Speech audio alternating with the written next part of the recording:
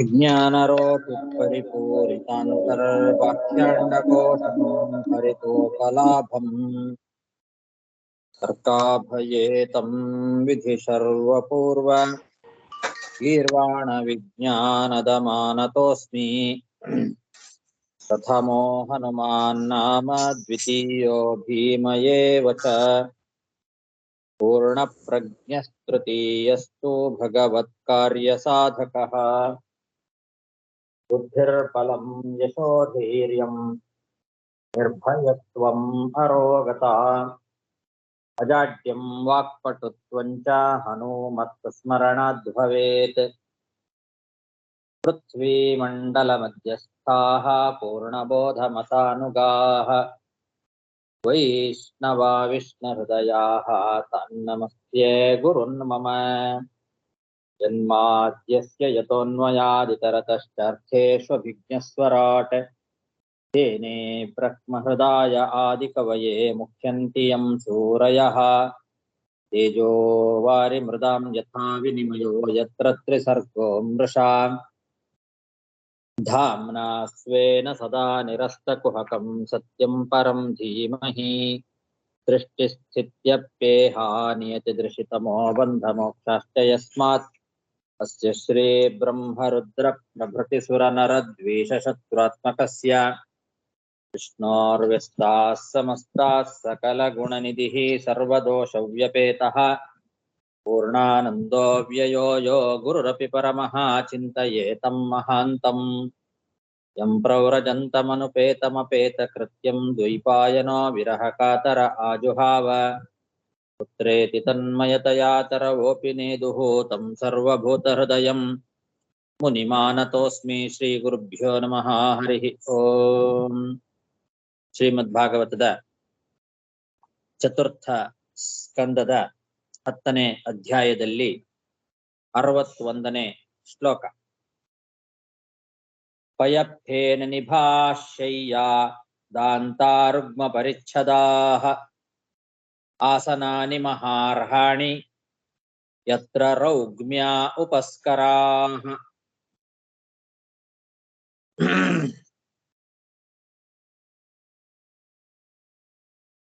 ಧ್ರುವ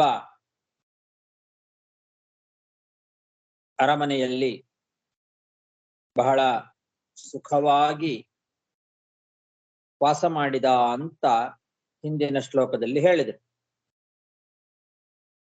ಸ್ವರ್ಗದಲ್ಲಿ ದೇವತೆಯಂತೆ ಧ್ರುವ ಈ ಅರಮನೆಯಲ್ಲಿ ಬಹಳ ಸುಖವಾಗಿ ವಾಸ ಮಾಡ್ತಾ ಇದ್ದ. ಅಲ್ಲಿ ಹಾಸಿಗೆ ಒಳ್ಳೆ ಶುಭ್ರವಾದ ಹಾಸಿಗೆ, ಹಾಲಿನ ನೊರೆಯಂತೆ ಶುಭ್ರವಾಗಿರ್ತಕ್ಕಂತಹ ಹಾಸಿಗೆಗಳು ಅಂತಾರೆ. ಪಯಪ್ಪೇನ ನಿಭಾಹ ಶಯ್ಯಾಹ. ಪಯಪ್ಪೇನ ಅಂದ್ರೆ ಹಾಲಿನ ನೊರೆ. ಹಾಲಿನ ಮೇಲೆ ನೊರೆ ಯಾವ ರೀತಿ ಒಳ್ಳೆ ಶುಭ್ರವಾಗಿರ್ತದೋ ಬಿಳಿಯಾಗಿ, ಆ ರೀತಿಯಾಗಿರ್ತಕ್ಕಂತಹ ಹಾಸಿಗೆಗಳು. ಆಮೇಲೆ ರುಗ್ಮ ಪರಿಚ್ಛದಾಹ ದಾಂತಾಹ ಅಂತ. ದಾಂತ ಅಂದ್ರೆ ಆನೆಯ ದಂತಗಳಿಂದ ಮಾಡಿರ್ತಕ್ಕಂಥದ್ದು. ಹಾಸಿಗೆ, ಮಂಚ ಎಲ್ಲ ಆನೆಯ ದಂತದಿಂದ ಮಾಡಿರ್ತಕ್ಕಂಥದ್ದು.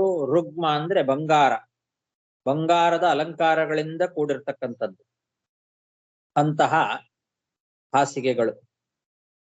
ಆಸನಗಳು ಅದು ಹಾಗೆ ಬಹಳ ಅಮೂಲ್ಯವಾಗಿರ್ತಕ್ಕಂಥದ್ದು, ಮಹಾರ್ಹಾಣಿ ಅಂತ. ಬಹಳ ಬೆಲೆ ಬಾಳ್ತಕ್ಕಂತಹ ಆಸನಗಳು. ಹಾಗೆ ಪಾತ್ರೆಗಳು ಅದೆಲ್ಲ ಬಂಗಾರಮಯವಾದ ಪಾತ್ರೆಗಳು. ರೌಗ್ಮ್ಯಾಹ ಉಪಸ್ಕರಾಹ, ಬಂಗಾರದ ಪಾತ್ರೆಗಳು. ಹೀಗೆ ಬಹಳ ಸುಖವಾಗಿ ವೈಭವದಿಂದ ವಾಸ ಮಾಡಿದ ಧ್ರುವ. ಪಯಪ್ಪೇನ ನಿಭಾಶಯ್ಯಾಹ ದಂತಾರುಗ್ಮ ಪರಿಚ್ಛದಾಃ ಆಸನಾನಿ ಮಹಾರ್ಹಾಣಿ ಯತ್ರ ರೌಮ್ಯಾಪ ಉಪಸ್ಕೃತಾಃ.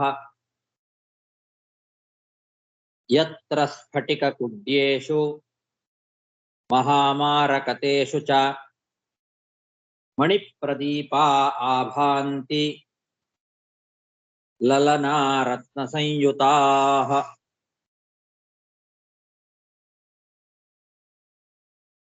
ಆ ಅರಮನೆಯ ಗೋಡೆಗಳಲ್ಲಿ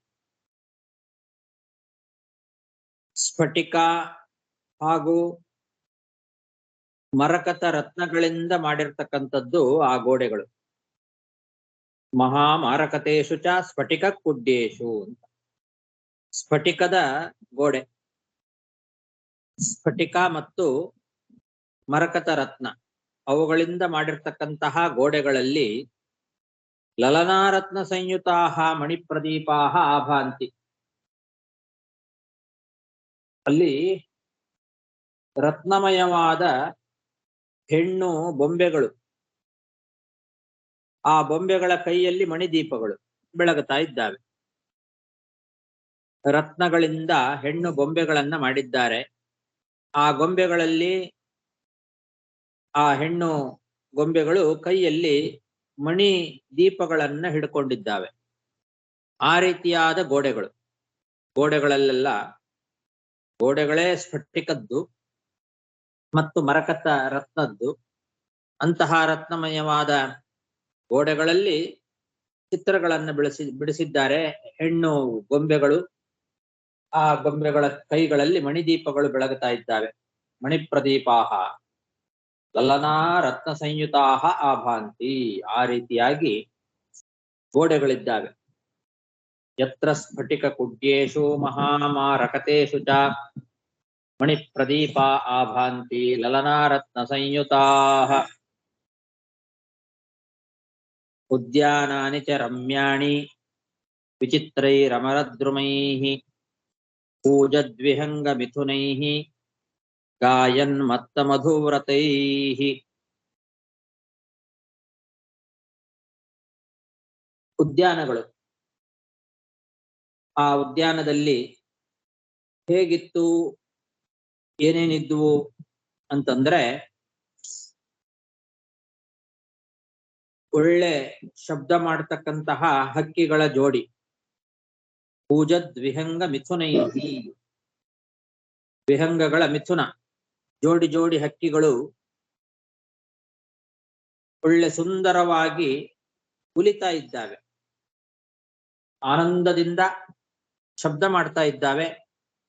ಅಂತಹ ಜೋಡಿ ಜೋಡಿ ಹಕ್ಕಿಗಳು, ಮದವೇರಿರ್ತಕ್ಕಂತಹ ದುಂಬಿಗಳು ಝೇಂಕಾರವನ್ನ ಮಾಡ್ತಾ ಇದ್ದಾವೆ. ಝೇಂಕಾರವನ್ನ ಮಾಡ್ತಾ ಇರ್ತಕ್ಕಂತಹ ದುಂಬಿಗಳು ಆ ಒಂದು ಮಧುವನ್ನ ಪಾನ ಮಾಡಿ ಮದ ಏರಿ ಆ ಮಧುವ್ರತಗಳು ದುಂಬಿಗಳು ಗಾನ ಮಾಡ್ತಾ ಇದ್ದಾವೆ, ಝೇಂಕಾರ ಮಾಡ್ತಾ ಇದ್ದಾವೆ. ಗಾಯನ್ ಮತ್ತ ಮಧುವ್ರತೈಹಿ. ಅಂತಹ ಸುಂದರವಾದ ಕಲ್ಪವೃಕ್ಷಗಳು ಇದ್ದಾವೆ ಆ ಉದ್ಯಾನವನದಲ್ಲಿ. ಅಂತಹ ಅಮರದ್ರುಮೈಹಿ, ವಿಚಿತ್ರವಾದಂತಹ ಕಲ್ಪವೃಕ್ಷಗಳಿಂದ ತುಂಬಿರ್ತಕ್ಕಂತಹ ಉದ್ಯಾನಗಳೆಲ್ಲ ಬಹಳ ರಮ್ಯವಾಗಿ ಶೋಭಿಸ್ತಾ ಇದ್ದಾವೆ. ಉದ್ಯಾನಾನಿ ಚ ರಮ್ಯಾಣಿ ವಿಚಿತ್ರೈರಮರದ್ರುಮೈಃ ಕೂಜದ್ವಿಹಂಗ ಮಿಥುನೈಃ ಗಾಯನ್ ಮತ್ತ ಮಧುವ್ರತೈಃ. ವಾಪ್ಯೋ ವೈಡೂರ್ಯ ಸೋಪಾನಾಃ ಪದ್ಮೋತ್ಪಲ ಕುಮುದ್ವತೀಃ ಹಂಸಕಾರಂಡವಕುಲೈಃ ಜುಷ್ಟಾಶ್ಚಕ್ರಾಹ್ವಸಾರಸೈಃ. ಆಮೇಲೆ ಆ ಒಂದು ಅರಮನೆಯಲ್ಲಿ ತಾನು ವಾಸ ಮಾಡುವ ಪ್ರದೇಶದಲ್ಲಿ ಕೊಳಗಳು. ಇವಾಗೆಲ್ಲ ಸ್ವಿಮ್ಮಿಂಗ್ ಪೂಲ್ ಎಲ್ಲ ಇರುತ್ತದಲ್ಲ ಮನೆ ಒಳಗೇನೆ, ಹಾಗೆ ಆ ಅರಮನೆ ಒಳಗೆ ಸರೋವರ, ಕೊಳ. ಅದರಲ್ಲಿ ಹಂಸ, ಕಾರಂಡವ, ಚಕ್ರವಾಕ, ತಾರಸ ಮೊದಲಾದ ಪಕ್ಷಿಗಳು ವಾಸ ಮಾಡಿಕೊಂಡಿದ್ದಾವೆ. ಹಂಸ ಕಾರಂಡ ವಕುಲೈಹಿ ಜುಷ್ಟಾಹ. ಚಕ್ರ ಚಕ್ರಾಹ್ವಸಾರಸೈಹಿ.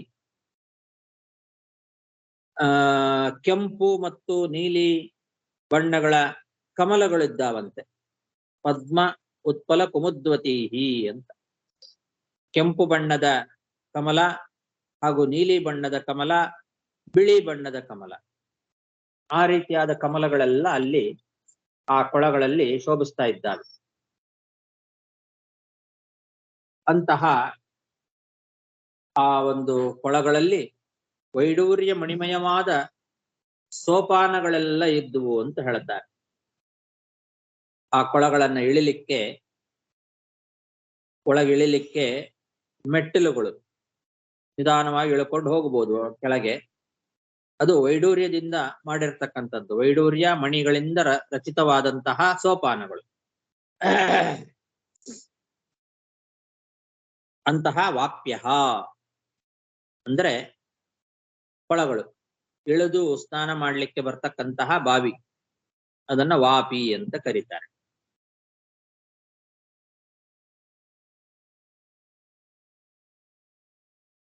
ವಾಪ್ಯೋ ವೈಡೂರ್ಯ ಸೋಪಾನಾಃ ಪದ್ಮೋತ್ಪಲ ಕುಮುದ್ವತೀಃ ಹಂಸಕಾರಂಡವಕುಲೈಃ ಜುಷ್ಟಾಶ್ಚಕ್ರಾಹ್ವಸಾರಸೈಃ ಉತ್ಥಾನಪಾದೋ ರಾಜರ್ಷಿಃ ಪ್ರಭಾವಂ ತನಯಸ್ಯ ತಂ ಶ್ರುತ್ವಾ ದೃಷ್ಟ್ವಾದ್ಭುತತಮಂ ಪ್ರಪೇದೆ ವಿಸ್ಮಯಂ ಪರಂ.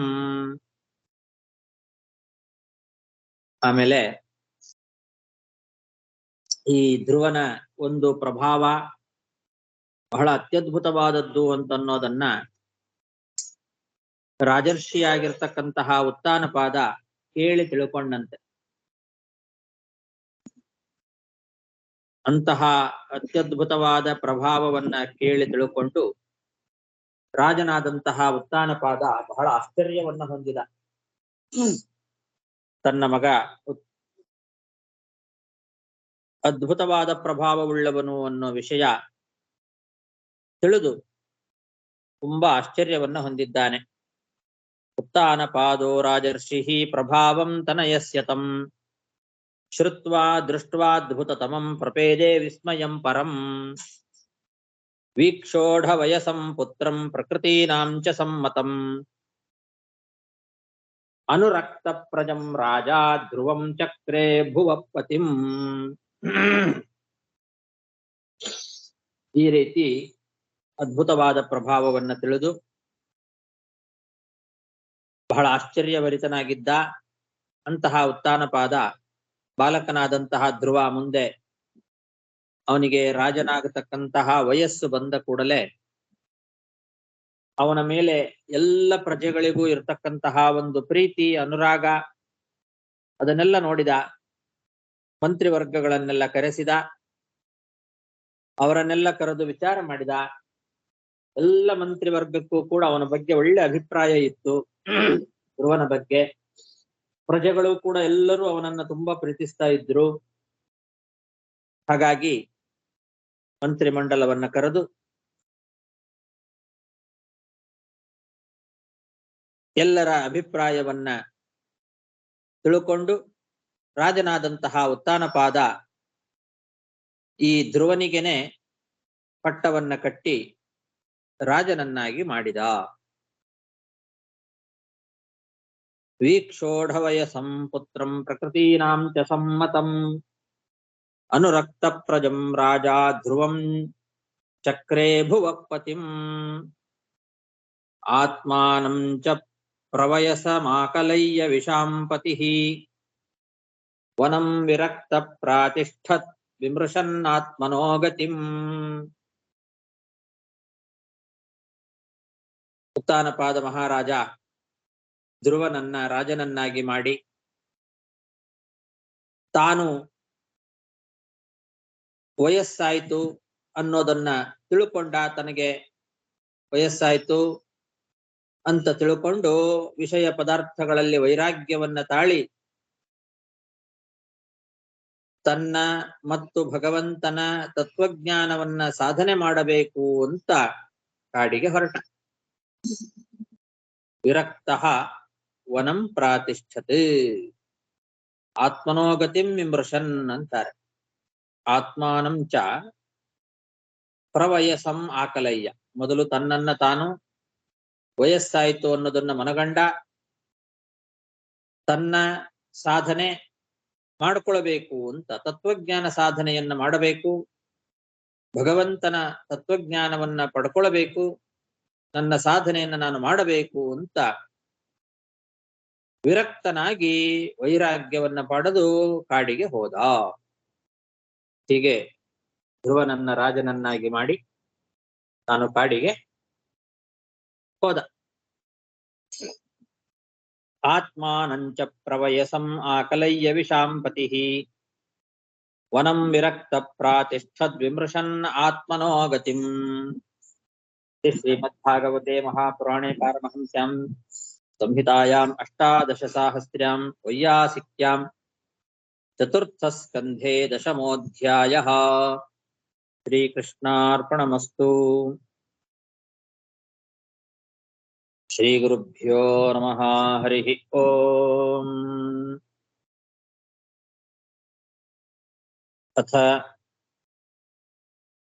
ಏಕಾದಶೋಧ್ಯಾಯಃ. ಮೈತ್ರೇಯ ಉವಾಚ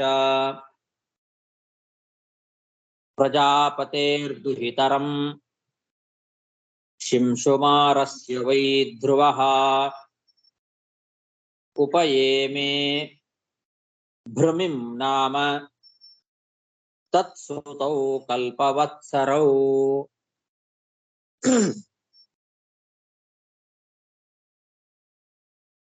ಮೈತ್ರೇಯರು ವಿದುರನನ್ನ ಕುರಿತು ತಮ್ಮ ಪ್ರವಚನವನ್ನ ಮುಂದುವರೆಸ್ತಾ ಹೇಳ್ತಾ ಇದ್ದಾರೆ. ಹೀಗೆ ಧ್ರುವ ಮಹಾರಾಜ ರಾಜ್ಯಭಾರವನ್ನ ಮಾಡ್ತಾ ಇದ್ದಾನೆ. ಉತ್ತಾನಪಾದ ಧ್ರುವನಿಗೆ ಪಟ್ಟವನ್ನ ಕಟ್ಟಿ ಕಾಡಿಗೆ ಹೋದ. ತದನಂತರದಲ್ಲಿ ಈ ಧ್ರುವ ಭೃಮಿ ಎಂಬತಕ್ಕಂಥವಳನ್ನ ಮದುವೆ ಮಾಡಿಕೊಂಡಂತೆ. ಶಿಂಶುಮಾರ ಪ್ರಜಾಪತಿಯ ಮಗಳವಳು. ಪ್ರಜಾಪತೇಹೇ ಶಿಂಶುಮಾರಸ್ಯ ದುಹಿತರಂ. ಶಿಂಶುಮಾರ ಎಂಬತಕ್ಕಂತಹ ಪ್ರಜಾಪತಿಯ ಮಗಳು ಭೃಮಿದೇವಿ. ಅವಳನ್ನ ಧ್ರುವ ಮದುವೆ ಮಾಡಿಕೊಂಡ.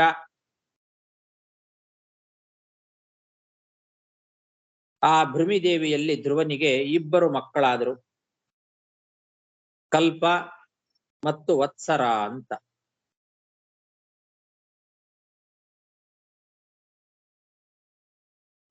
ಹೀಗೆ ಭೃಮಿದೇವಿಯಲ್ಲಿ ಧ್ರುವ ಇಬ್ಬರು ಮಕ್ಕಳನ್ನ ಪಡೆದಿದ್ದಾನೆ. ಕಲ್ಪ ವತ್ಸರೌ, ಕಲ್ಪ ಮತ್ತು ವತ್ಸರ ಎಂಬತಕ್ಕಂತಹ ಇಬ್ಬರು ಮಕ್ಕಳು ಧ್ರುವನಿಗೆ ಆಗಿದ್ದಾರೆ. ಪ್ರಜಾಪತೇರ್ದುಹಿತರಂ ಶಿಂಶುಮಾರಸ್ಯ ವೈ ಧ್ರುವಃ ಉಪಯೇಮೇ ಭ್ರಮಿಂ ನಾಮ ತತ್ಸುತೌ ಕಲ್ಪವತ್ಸರೌ. ಜ್ಯೇಷ್ಠಾಯಾಮಪಿ ಭಾರ್ಯಾಯಾಂ ವಾಯೋ ಪುತ್ರ್ಯಾಂ ಮಹಾಬಲಃ ಪುತ್ರಮುತ್ಕಲನಾಮಾನಂ ಯೋಗೇಶ್ವರಮಜೀಜನತ್.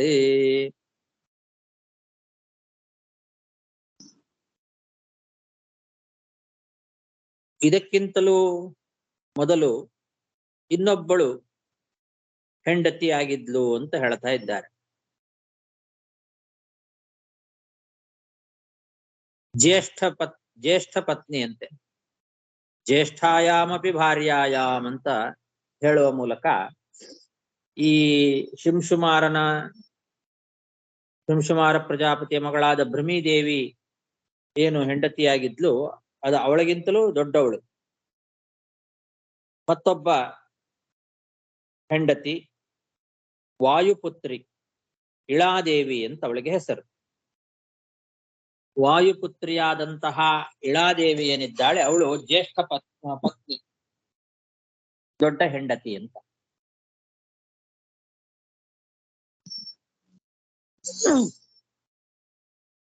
ಬಟ್ ಇಲ್ಲಿ ಪಾಠವೇ ಇಳಾಯಾಮಪಿ ಇದೆ ನಮ್ಮ ಬುಕ್ಕಲ್ಲಿ ಹೇಳ್ತಾರೆ. ಇಳಾಯಾಮಪಿ ಭಾರ್ಯಾಯಾಮ್ ವಾಯೋ ಪುತ್ರ್ಯಾಂ ಮಹಾಬಲಃ ಅಂತಿದೆ ಅಲ್ವಾ. ಇಲ್ಲಿ ಜ್ಯೇಷ್ಠಾಯಾಮಪಿ ಭಾರ್ಯಾಯಾಮ್ ವಾಯೋ ಪುತ್ರ್ಯಾಂ ಮಹಾಬಲಃ ಅಂತಿದೆ.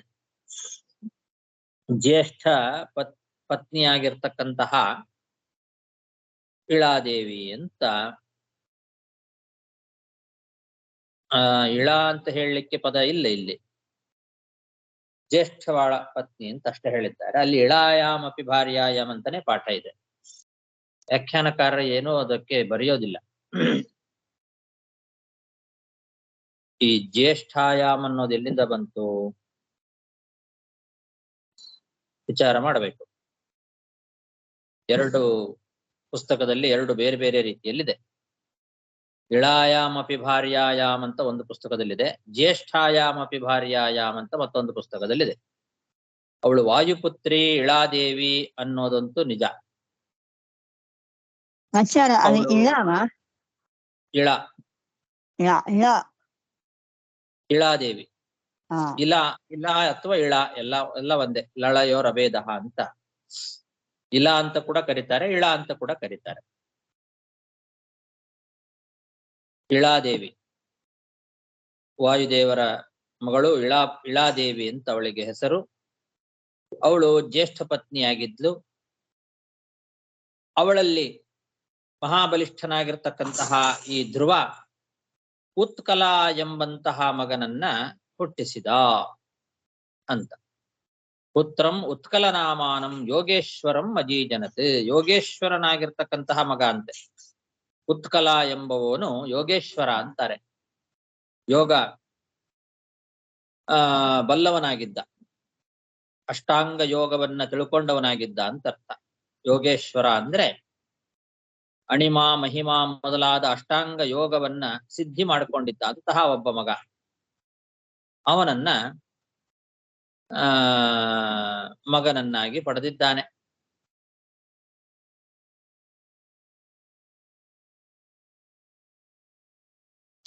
ಈ ವಾಯುಯೋಗ ಅಂದ್ರೆ ಮುಖ್ಯ ವಾಯು ಅಂತ ಮುಖ್ಯ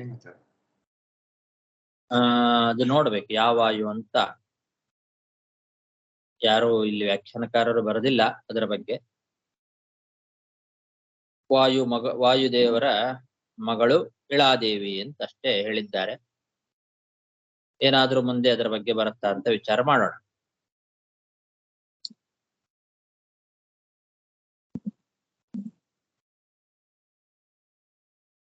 ಉತ್ಕಲ ಎಂಬ ಮಗನನ್ನ ಸಂಪಾದನೆ ಮಾಡಿದ.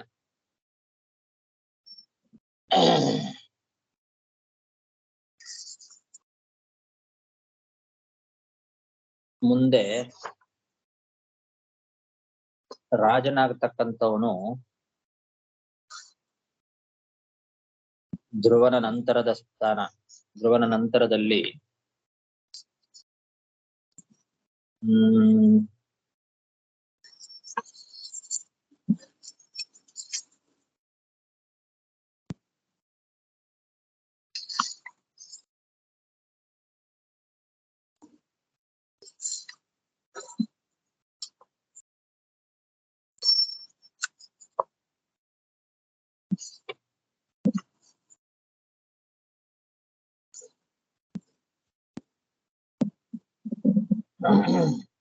ಎಲ್ಲಿ ಬರುತ್ತೋ ಗೊತ್ತಿಲ್ಲ, ಅದು ನೋಡೋಣ. ಮಗ 36,000 ವರ್ಷ ಇವನು ರಾಜ್ಯಭಾರ ಮಾಡ್ತಾನೆ. ಆಮೇಲೆ ಮಗನಿಗೆ ರಾಜ್ಯವನ್ನ ಒಪ್ಪಿಸ್ತಾನೆ, ಬದರಿಗೆ ಹೋಗ್ತಾನೆ ಅಂತಿದೆ. ಯಾವ ಮಗ, ಅವನ ಹೆಸರೇನು?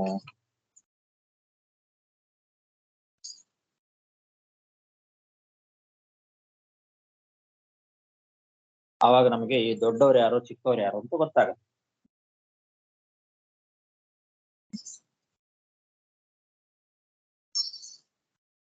ಯಾಕೆ ಅಂದ್ರೆ ಇಲ್ಲಿ ಜ್ಯೇಷ್ಠಾಯಾಮ್ ಅಂತ ಇರೋದ್ರಿಂದ ಜ್ಯೇಷ್ಠ ಪತ್ನಿ ಮಗನಾಗಿದ್ರೆ ಅವನು, ಅಥವಾ ಮೊದಲು ಹುಟ್ಟಿದವ್ರು ಯಾರು ಅದನ್ನ ವಿಚಾರ ಮಾಡ್ಬೇಕಾಗ್ತದೆ.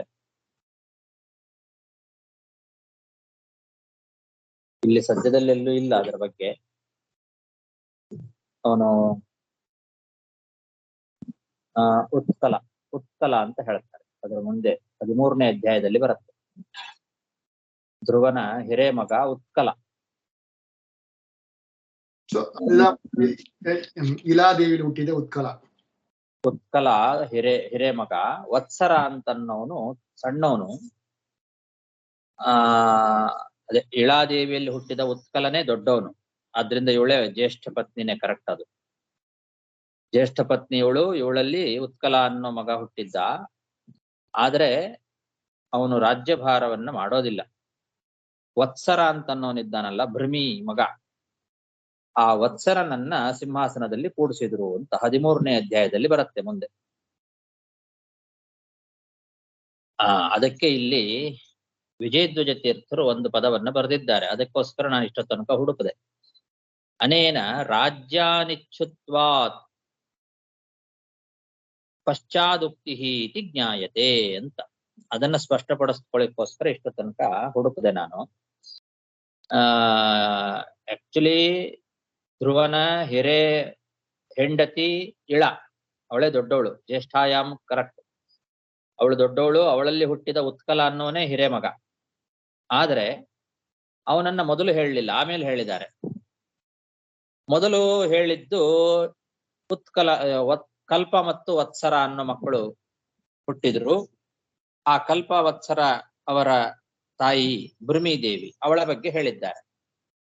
ಅವಳನ್ನ ಮೊದಲು ಹೇಳಿ ಆಮೇಲೆ ಹಿರೇ ಹೆಂಡತಿಯನ್ನ ಹೇಳಿದ್ದು ಯಾಕೆ ಅಂದ್ರೆ, ಉತ್ಕಲ ದೊಡ್ಡವನಾಗಿದ್ದರೂ ಕೂಡ ಅವನು ರಾಜ್ಯವನ್ನ ಇಚ್ಛೆ ಪಡೋದಿಲ್ಲ. ಆದ್ರಿಂದ ಪಶ್ಚಾದುಕ್ತಿ ಅಂತ ವಿಜಯಧ್ವಜ ತೀರ್ಥರು ಬರೆದಿದ್ದಾರೆ. ಮುಂದೆ ರಾಜ್ಯಭಾರ ಮಾಡುವನು ಧ್ರುವನ ನಂತರದಲ್ಲಿ ವತ್ಸರ. ಹಾಗಾಗಿ ವತ್ಸರನ ಬಗ್ಗೆ ಮೊದಲು ಹೇಳಿದ್ದು, ಅವನ ತಾಯಿ ಅವನ ಬಗ್ಗೆ ಮೊದಲು ಹೇಳಿ ಆಮೇಲೆ ಹಿರೇ ಹೆಂಡತಿ ಅವಳಲ್ಲಿ ಯೋಗೇಶ್ವರನಾದಂತಹ ಉತ್ಕಲ ಅನ್ನೋ ಮಗ ಇದ್ದ ಅನ್ನೋದನ್ನ ಆಮೇಲೆ ಹೇಳಿದ್ದಾರೆ. ಯಾಕೆ ಅಂದ್ರೆ ಅವನು ರಾಜ್ಯವನ್ನ ಬಯಸೋದಿಲ್ಲ. ರಾಜ್ಯಭಾರ ಮಾಡೋನು, ಧ್ರುವನ ನಂತರದ ಸ್ಥಾನದಲ್ಲಿ ರಾಜ್ಯಭಾರ ಮಾಡೋನು ವತ್ಸರ. ಅದಕ್ಕೋಸ್ಕರ ಅವನ ಬಗ್ಗೆ ಮೊದಲು ಹೇಳಿದ್ದು ಅಂತ ಅರ್ಥ. ಇವಾಗ ಸ್ಪಷ್ಟ ಆಯ್ತು. ಇವಳು ಜ್ಯೇಷ್ಠ ಪತ್ನಿನೇ, ಉತ್ಕಲ ಅಂತನ್ನೋನು ಜ್ಯೇಷ್ಠ ಪುತ್ರನೇ. ಮಹಾಬಲಿಷ್ಠನಾಗಿದ್ದ, ಯೋಗೇಶ್ವರನಾಗಿದ್ದ. ಆದ್ರೆ ರಾಜ್ಯಭಾರವನ್ನ ಮಾತ್ರ ಅವನು ಮಾಡೋದಿಲ್ಲ. ಅವನಿಗೆ ಇದನ್ನು ಕೊಡೋದಿಲ್ಲ, ಅವನಿಗೆ ರಾಜನನ್ನಾಗಿ ಮಾಡೋದಿಲ್ಲ. ಅವನೇ ಬೇಡ ಅಂತ ಬಿಟ್ಟು ಬಿಡ್ತಾನೆ. ಅವನನ್ನ ರಾಜನನ್ನಾಗಿ ಮಾಡ್ಲಿಕ್ಕೆ ಇವ್ರಿಗೂ ಯಾರಿಗೂ ಇಷ್ಟ ಇರೋದಿಲ್ಲ. ಯಾಕೆಂದ್ರೆ ಅವನೊಂಥರ ಹುಚ್ಚರಂತೆ ಇರ್ತಾನಂತೆ. ಹುಚ್ಚ ಅಲ್ಲ, ಮಹಾಬ್ರಹ್ಮಜ್ಞಾನಿ ಅವನು. ವೈರಾಗ್ಯ ಅವನಿಗೆ, ಹುಟ್ಟಿನಿಂದಲೇ ವೈರಾಗ್ಯ ಇತ್ತಂತೆ. ಹುಟ್ಟಿನಿಂದಲೇ ವೈರಾಗ್ಯ ಇರೋದ್ರಿಂದ ಹುಚ್ಚನಂತೆ ಇದ್ದ. ಮುಂದೆ ಭರತನ ಚರಿತ್ರೆ ಬರ್ತದೆ. ಆ ಥರ ಜಡ ಭರತನಂತೆ ಮಹಾಬ್ರಹ್ಮಜ್ಞಾನಿಯಾಗಿದ್ದ ಅವನು. ಹುಟ್ಟಿದಾಗಿಂದಲೂ ಹುಚ್ಚನಂತೆ ವರ್ತನೆ ಮಾಡ್ತಾ ಇದ್ದ, ವೈರಾಗ್ಯದ ಇರೋದ್ರಿಂದ. ಹಾಗಾಗಿ ಅವನಿಗೆ ಸಿಂಹಾಸನದಲ್ಲಿ ಆಸೆ ಇರಲಿಲ್ಲ. ಅವನನ್ನ ಬಿಟ್ಟು ಚಿಕ್ಕ ಮಗ ವತ್ಸರನನ್ನ ಸಿಂಹಾಸನದಲ್ಲಿ ಕೂಡಿಸ್ತಾರೆ. ಅದು ಮುಂದೆ ಬರುತ್ತೆ, ಅವಲ್ ನೋಡೋಣ. ಅಂತೂ ಧ್ರುವನಿಗೆ ಉತ್ಕಲ ಎಂಬಂತಹ ಮಗ ಯೋಗೇಶ್ವರನಾಗಿರ್ತಕ್ಕಂಥವನು ಅವನು ಇಳಾದೇವಿಯಲ್ಲಿ ಇದ್ದ. ಜ್ಯೇಷ್ಠಾಯಾಮಪಿ ಭಾರ್ಯಾಯಾಂ ವಾಯೋ ಪುತ್ರ್ಯಾಂ ಮಹಾಬಲಃ ಪುತ್ರಮುತ್ಕಲನಾಮಾನಂ ಯೋಗೇಶ್ವರಮಜೀಜನತೆ ಉತ್ತಮಸ್ತ್ವಕೃತೋದ್ವಾಹೋ ಮೃಗಯಾಯಾಂ ಬಲೀಯಸ ಹತ ಪುಣ್ಯಜನೇನಾದ್ರೌ ತನ್ಮಾತಾ ತದ್ಗತಿಂ ಗತಾ. ಹೌದು, ಧ್ರುವನ ಬಗ್ಗೆ ಹೇಳ್ತಾ ಹೋಗ್ತಾ ಇದ್ದೀರಿ. ಧ್ರುವ ರಾಜನಾದ, ಅವನಿಗೆ ಭೃಮಿದೇವಿಯಲ್ಲಿ ಕಲ್ಪ ವತ್ಸರ ಅನ್ನೋ ಮಕ್ಕಳು, ಇನ್ನೊಬ್ಬಳು ವಾಯುದೇವರ ಮಗಳಾದ ಇಳಾದೇವಿ ಹೆಂಡತಿ, ಅವಳಲ್ಲಿ ಉತ್ಕಲ ಅನ್ನೋ ಮಗ ಅಂತೆಲ್ಲ ಹೇಳ್ತಾ ಹೋಗ್ತಾ ಇದ್ದೀರಿ. ಉತ್ತಾನಪಾದನ ಮತ್ತೊಬ್ಬ ಮಗ ಇದ್ನಲ್ಲ ಉತ್ತಮ, ಮಲತಾಯಿ ಸುರುಚಿ, ಅವ್ರ ಕತೆ ಏನಾಯ್ತು ಅದನ್ನ ಹೇಳಿ ಅಂತ. ಅದು ಬಿಟ್ಟೇ ಬಿಡ್ತಲ್ಲ ಅಲ್ಲಿಗೆ. ಧ್ರುವನಿಗೆ ಮತ್ತೊಬ್ಬ ಸಹೋದರ ಇದ್ದ ಉತ್ತಮ, ತಾಯಿಯಾದಂತಹ ಸುರುಚಿ, ಇವ್ರ ಕತೆ ಅದನ್ನ ಈ ಶ್ಲೋಕದಲ್ಲಿ ಹೇಳ್ತಾ ಇದ್ದಾರೆ. ಉತ್ತಮ ಮದ್ವೆ ಮಾಡ್ಕೊಳ್ಳೇ ಇಲ್ಲ, ಅವನಿಗೆ ಮದ್ವೆ ಆಗಿರ್ಲಿಲ್ಲ. ಬೇಟೆ ಆಡ್ಲಿಕ್ಕೆ ಅಂತ ಕಾಡಿಗೆ ಹೋದ. ಕಾಡಿಗೆ ಬೇಟೆ ಆಡ್ಲಿಕ್ಕೆ ಹೋದಾಗ ಒಂದು ದಿವಸ ಒಂದು ಬೆಟ್ಟದ ಮೇಲೆ ಒಬ್ಬ ಬಲಿಷ್ಠನಾದಂತಹ ಯಕ್ಷ ಅವನನ್ನ ಸಾಯಿಸಿ ಬಿಡ್ತಾನೆ. ಹಾಗಾಗಿ ಅವನಿಗೆ ಮದುವೆನೇ ಆಗಲಿಲ್ಲ, ಅವನಿಗೆ ಮಕ್ಕಳು ಆಗಲಿಲ್ಲ. ಕೊನೆಗೆ ಅವನ ತಾಯಿಯೂ ಕೂಡ ಮಗನನ್ನ ಹುಡುಕ್ತಾ ಹುಡುಕ್ತಾ ಹೋದ್ಲು. ಅವಳು ಕೂಡ ಕಾಡಿನಲ್ಲಿ ಅವಳು ಪ್ರಾಣತ್ಯಾಗ ಮಾಡಿದ್ಲು. ತದ್ಗತಿಂ ಗತಾ ಅಂತಿದೆ. ತದ್ಗತಿ ಅಂದ್ರೆ ಅವಳ ಗತಿ, ಮರಣತ್ವ ಲಕ್ಷಣವಾದ ಗತಿ ಅಂತ ಅರ್ಥ ಇಟ್ಕೊಳ್ಬೇಕು. ಅಲ್ಲಿ ತದ್ಗತಿಂ ಗತಾ, ತನ್ನ ಮಾತ ತದ್ಗತಿಂ ಗತಾ ಅಂತಿದೆ. ತನ್ನ ಮಾತ ಅಂದ್ರೆ ಅಷ್ಟೇನೆ? ಉತ್ತಮನ ತಾಯಿ. ಹಾ ಅವಳು ಕಾಡಿಗಿಚ್ಚಿಂದ ಸಾಯಿದಲ್ಲ. ಹೌದು, ಕಾಡಿಗಿಚ್ಚಲ್ಲಿ ಸಾಯ್ತಾಳೆ ಅಂತ ಹಿಂದೆ ಒಂದ್ಸಲ ಹೇಳಿದ್ದೇವೆ ಅಲ್ವಾ. ಅವಳು ಹೋಗಿದ್ದು ಮಗನನ್ನ ಹುಡುಕ್ಬೇಕು ಅಂತ. ಮಗನನ್ನ ಹುಡುಕ್ಬೇಕು ಅಂತ ಹೋದವಳು ಕಾಡಿನಲ್ಲೇ ಕಾಡಿಗಿಚ್ಚಿಗೆ ಸಿಕ್ಕಾಕಿಕೊಂಡು ಪ್ರಾಣತ್ಯಾಗ ಮಾಡಿದ್ಲು. ಅದನ್ನು ಇಲ್ಲಿ ಹೇಳಿಲ್ಲ, ಬೇರೆ ಕಡೆಗೆ ಹೇಳಿದ್ದನ್ನ ತಿಳ್ಕೊಳ್ಬೇಕು.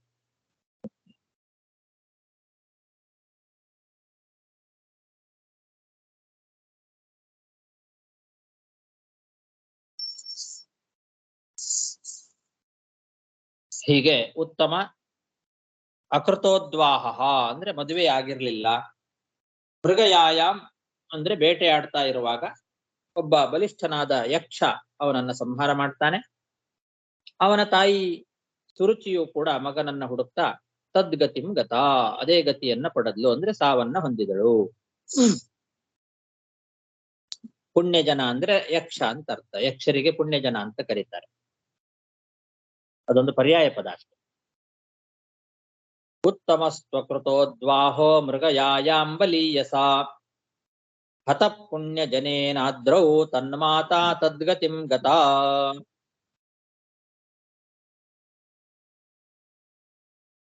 ಸಾಕು. ಶ್ರೀಕೃಷ್ಣಾರ್ಪಣಮಸ್ತು.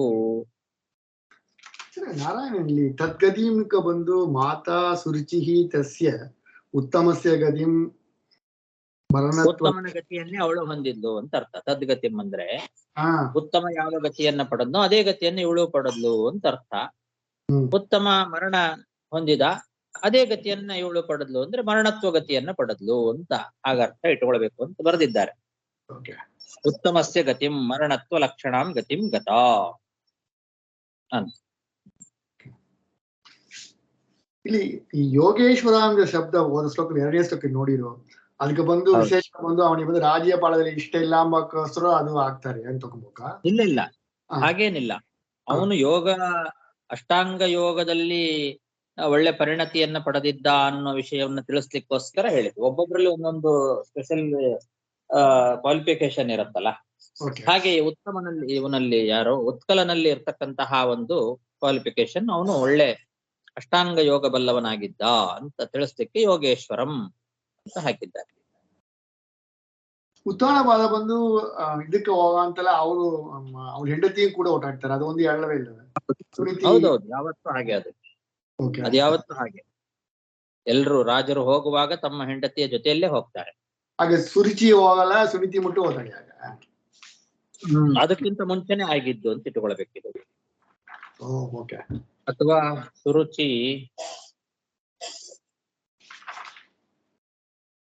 ಹೋಗಿಲ್ಲ, ಹಾಗಾದ್ರೆ ಇವನಿಗಿನ್ನು ಮದ್ವೆ ಆಗಿರ್ಲಿಲ್ಲಲ್ಲ ಮಗನಿಗೆ, ಅದಕ್ಕೋಸ್ಕರ ಅವಳ ಜೊತೆಯಲ್ಲಿದ್ದ. ಇದೇನಾರ ಒಂದು ಕಾರಣ ಇರ್ತದೆ. ಒಂದು ವೇಳೆ ಅವಳು ಹೆಂಡತಿ ಗಂಡನ ಜೊತೆಗೆ ಹೋಗಲಿಲ್ಲ ಅಂತ ಆದ್ರೆ ಅದಕ್ಕೊಂದು ಏನೋ ವಿಶೇಷ ಕಾರಣ ಇರ್ತದೆ. ಇಲ್ಲದೆ ಇದ್ರೆ ಗಂಡನ ಜೊತೆಗೆ ಹೆಂಡತಿಯು ಯಾವುದಕ್ಕೆ ವಾನಪ್ರಸ್ಥ ಆಶ್ರಮ ಅಂತ, ಅದು ರಾಜ್ಯಭಾರ ಮಾಡಿ ಸ್ವಲ್ಪ ವರ್ಷಗಳಾದ ಮೇಲೆ ವೈರಾಗ್ಯದಿಂದ ಕಾಡಿಗೆ ಹೋಗ್ತಾರೆ. ಗಂಡ ಹೆಂಡತಿ ಇಬ್ರು ಕೂಡ ಒಟ್ಟಿಗೆ ಹೋಗ್ತಾರೆ ವಾನಪ್ರಸ್ಥಾಶ್ರಮ. ಅಲ್ಲಿ ತಪಸ್ಸು ಮಾಡಿ ಮಾಡಿ ಅಲ್ಲೇ ಪ್ರಾಣತ್ಯಾಗ ಮಾಡ್ತಾರೆ. ಏನಾದ್ರೂ ವಿಶೇಷ ಕಾರಣಗಳಿದ್ದಾಗ ಮಾತ್ರ ಅವರು ಇರ್ತಾರೆ. ಕುಂತಿ ಅವಳು ಸಹಗಮನ ಮಾಡ್ಲಿಲ್ಲ, ವಿಶೇಷ ಕಾರಣ, ಮಕ್ಕಳು ತುಂಬಾ ಚಿಕ್ಕವರಿದ್ರು, ಮಕ್ಕಳನ್ನ ನೋಡ್ಕೊಳ್ಬೇಕಾಗಿತ್ತು ಅಂತ ಕಾರಣ ಕೊಡ್ತಾರೆ. ಹಾಗೆ ಇಲ್ಲೂ ಕೂಡ ಸುರುಚಿ ಮೋಸ್ಟ್ಲಿ ಮಗನಿಗಿನ್ನು ಮದುವೆ ಆಗಿರ್ಲಿಲ್ಲ, ಅದಕ್ಕೋಸ್ಕರ ಅವಳಿದ್ಲು ಹಾಗಿಟ್ಟುಕೊಳ್ಳಿ. ಇಲ್ಲಿ 61ನೇ ಶ್ಲೋಕ ಉಪಸ್ಕೃತಾಹ ಹೇಳಿ ನೀವು, ನಮ್ಮ ಪಾಠದಲ್ಲಿ ಉಪಸ್ಕರಾಹ ಇದೆ. ಉಪಸ್ಕರನ ವ್ಯಾಖ್ಯಾನದಲ್ಲಿ ತಗೊಂತಾರೆ. 61ನೇ ಶ್ಲೋಕ ಓದ 10ನೇ ಇಲ್ಲಿ 61 ಉಪಸ್ಕರಾಹ ಅಂತ. ಈ ಉಪಸ್ಕೃತಾಹ ಹೇಳಿದ ಮಾಡಿ ಉಪಸ್ಕರಾಹ ಅಂತಾನೆ ಹೇಳಿದೆ ನಾನು. ಓಕೆ. ಉಪಸ್ಕೃತಾಹ ಅಂತ ಹೇಳಿದ್ನ? ಇಲ್ಲ, ಉಪಸ್ಕರಾಹ ಕರೆಕ್ಟ್. ಪಾತ್ರರಾಣಿ ಬರ್ತಾರೆ. ಪಾತ್ರೆಗಳು ಅಂತ ಅರ್ಥ. ಉಪಸ್ಕರಗಳು ಪಾತ್ರೆಗಳು, ಬಂಗಾರಮಯವಾದ ಉಪಸ್ಕರಗಳು ಪಾತ್ರೆಗಳು ಅಂತ. ಈ ಸಿಂಶುಮಾರ ಅಂಬೋದು ಬಂದು ಯಾರ ಹತ್ರ? ಅದು ಬಂದು ದೇವರೋಡ ಅದು ತಗೊಂಬೋದ? ಇದು ಬೇರೆ ಶಿಂಶುಮಾರ, ಭಗವಂತನ ಶಿಂಶುಮಾರ ರೂಪ ಅಲ್ಲ. ಶಿಂಶುಮಾರ ಎಂಬತಕ್ಕಂತ ಒಬ್ಬ ಪ್ರಜಾಪತಿ. ಅನೇಕ ಪ್ರಜಾಪತಿಗಳಿದ್ದಾರಲ್ಲ, ಆ ಪ್ರಜಾಪತಿಗಳಲ್ಲಿ ಇವನೊಬ್ಬ ಶಿಂಶುಮಾರ. ಅದಕ್ಕೆ ಪ್ರಜಾಪತೇಹೇ ಅಂತ ಪ್ರತ್ಯೇಕ ಹೇಳಿದ್ರು, ಬರೇ ಶಿಂಶುಮಾರ ಅಂತ ಹೇಳಲಿಲ್ಲ. ಪ್ರಜಾಪತೇಹೇ ಶಿಂಶುಮಾರಸ್ಯ ದುಹಿತರಂ. ಶಿಂಶುಮಾರ ಎಂಬತಕ್ಕಂತ ಒಬ್ಬ ಪ್ರಜಾಪತಿ, ಆ ಪ್ರಜಾಪತಿಯ ಮಗಳು. ಹಿಂದೆ ಬರ್ತೀಯ ಶಿಂಶುಮಾರ ಪ್ರಜಾಪತಿ ವಿವರಣ ಎಲ್ಲ ಬರ್ತೀಯ ಇಲ್ಲ ಮುಂದೆ? ಪ್ರಜಾಪತಿಗಳ ಬಗ್ಗೆ, ಪ್ರಜಾಪತಿಗಳ ಹೆಸರುಗಳನ್ನ ಹೇಳುವಾಗ ಅದರಲ್ಲಿ ಇವನ ಹೆಸರು ಬರುತ್ತೆ. ಓಕೆ, ಆಯ್ತಾ ಸರ್.